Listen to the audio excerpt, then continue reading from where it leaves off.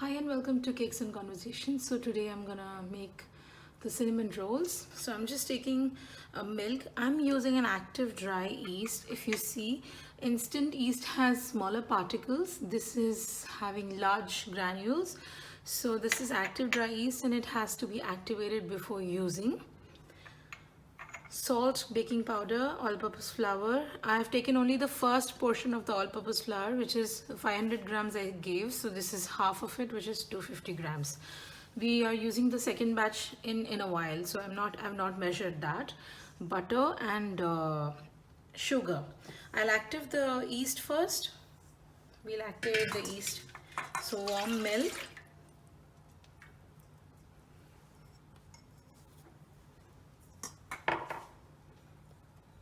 Sugar.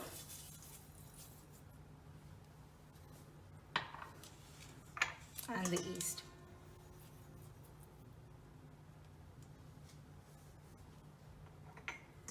Allow it to sit for 10 minutes and usually some yeast do not really bubble up. They will just become a little bit frothy, which still means it is active. So I'll allow this to sit for like 10 minutes.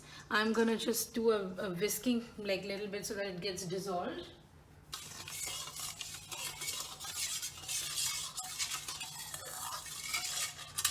I want the sugar to be dissolved completely.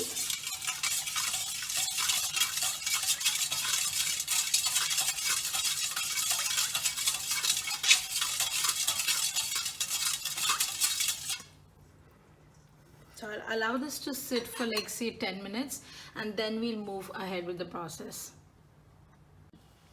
So now when you know that your yeast is active already because it floats on the top of your milk, after like 10 minutes you will see this reaction.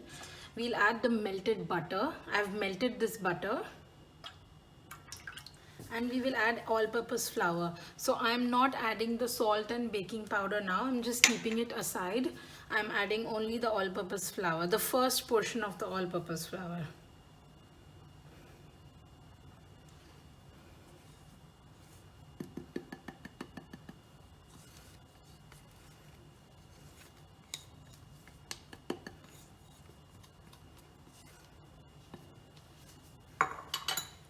Just a light mix.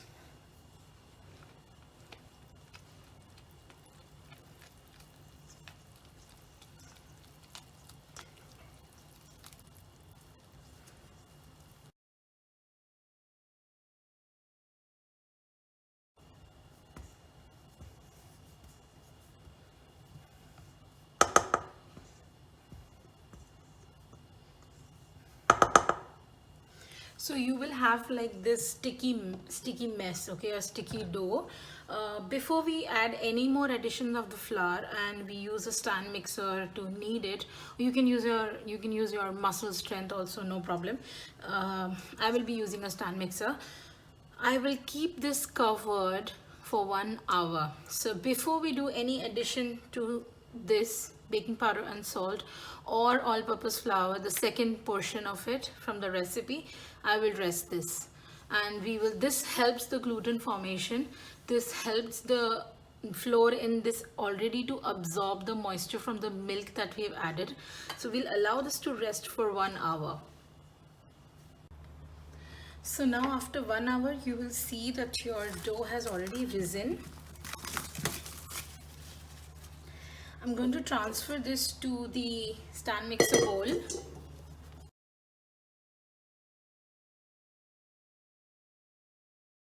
The second batch of the flour, I'm mixing the salt and the baking powder to this.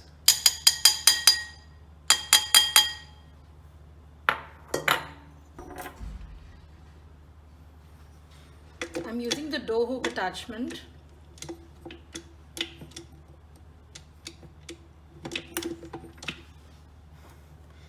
Adding the second batch of the flour to this and the salt and the baking powder that I just added. We're going to knead this. Of course at slow speed first because otherwise you will get flour over all your kitchen counter. Gradually we will increase the speed.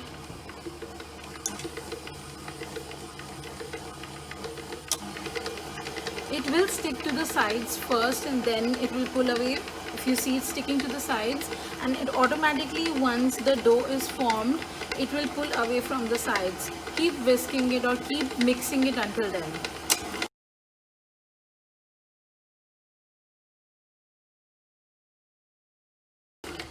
If you feel at this age, just add 2 tablespoons of flour.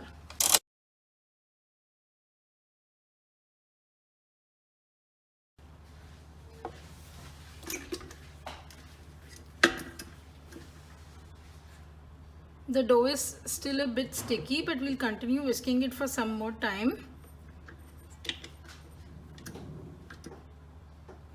It will not be like this. Just keep whisking it.